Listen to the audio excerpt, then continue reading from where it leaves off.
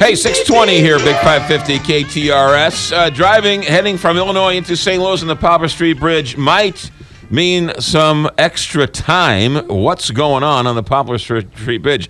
Deanna Venker joins us, MoDOT. She's from MoDOT, and she's a St. Louis City engineer. Good morning, Deanna. Good morning. How are you this morning? All right, so what's going on the Poplar Street Bridge?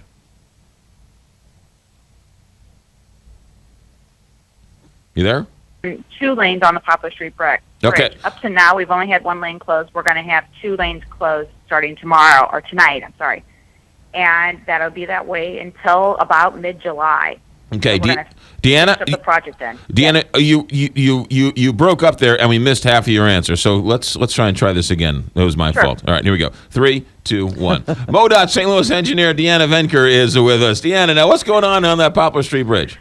Well, starting tonight, we're going to be working on the Poplar Street Bridge. We're going to have 2 lanes closed on the Poplar in the westbound direction instead of just 1, and it'll be that way until about mid-July. What are we doing on the Poplar Street Bridge?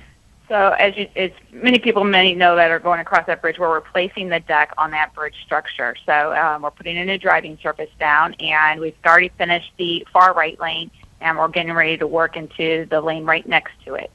So we're making our way across the bridge. Is it going to be 24 hours a day, 7 days a week? It should be at least 5 days a week. It probably won't be 24 hours a day. We have a lot of temperature requirements that we have to work around. So if the weather is inappropriate, dew on the bridge, we have to wait for all of that to burn off the bridge, and then we can start working on it. And it's going to be closed even during high traffic times? Yes. Placing this down, putting shear studs to the out of the. So there will be only 2 lanes open on the Poplar Street Bridge in the westbound direction. So folks can use the same usual Veterans Memorial Bridge. They can also use Martin Luther King. They can use the Ease Bridge.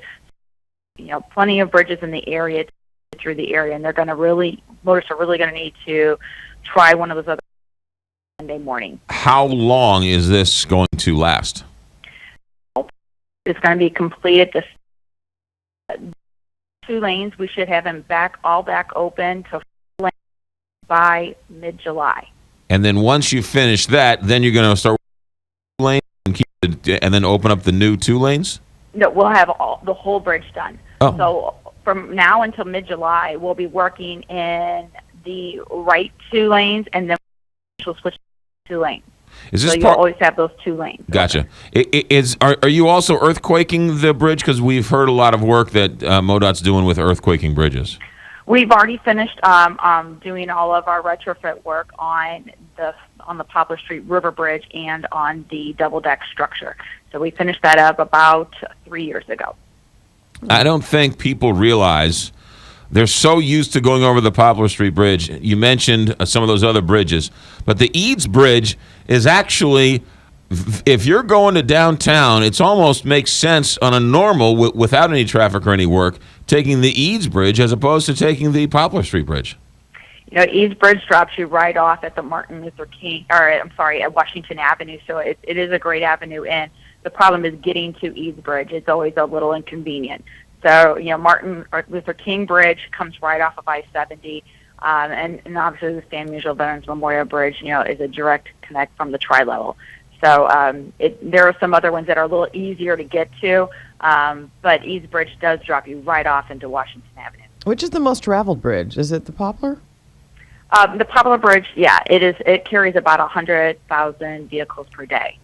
How's the Stan Musial Bridge? How's that capacity? Its capacity is right around 42,000.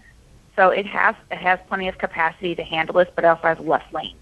So the Poplar has 8 lanes total, and the Stan Musial has 4. But is that what you were anticipating? What has this been, a year now since it's been open? Is that what you were anticipating? Yes, it's been about a year.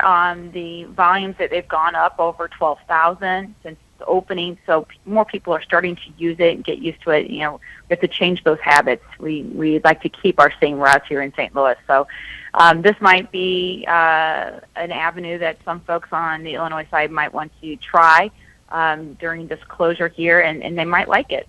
It drops you right into Tucker Avenue, so it's another great avenue right into downtown. Yeah, and so it doesn't. It's great if you're going 70 west, and then to get back, somewhere else, it drops you off into Tucker and Washington Avenue right there, and you can sort of meander through downtown to get back on 64. But that might be better than sitting in traffic while you're waiting to go over the Poplar.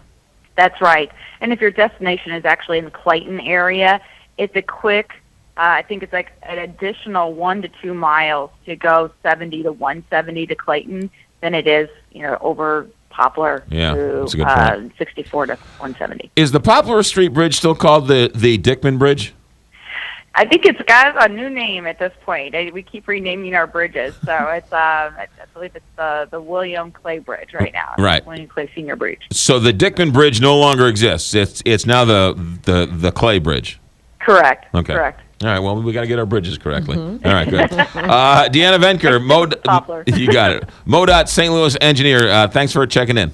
Thank you. You got it. 627 here, Big 550 KTRS. It always amazes me, first of all, how they build bridges. It really is fascinating. It really is. Well, we all know that the Eads Bridge was the inspiration for the Brooklyn Bridge. Right. They couldn't build the Brooklyn Bridge unless they built the Eads Bridge, and the Eads Bridge was built with Carnegie steel. And Carnegie steel sort of got invented. It came here, and they couldn't build a bridge. They didn't have the material strong enough to carry the weight of the bridge until Carnegie invented and sort of backed steel. And then once the Eads Bridge was built, nobody wanted to go on it because they didn't think it was safe. You've heard this story. I think, yeah. So what did Andrew Carnegie do? I don't know. What did he do? He hired an elephant, and he hired a parade, and an elephant led a parade over the Eads Bridge, and therefore showing people that if it's strong enough to carry an elephant, then it's strong enough for a train and everything else. Look at you, Mr. History. How about that? I'm not sure if I actually did hear that story. So there you go. 628 here, Big 550 KTRS. And you know what? St. Louis Closet Company, it's not strong enough for an elephant, but it's made for humans. They will come in, and if you have a closet problem, now what am I talking about, a closet problem?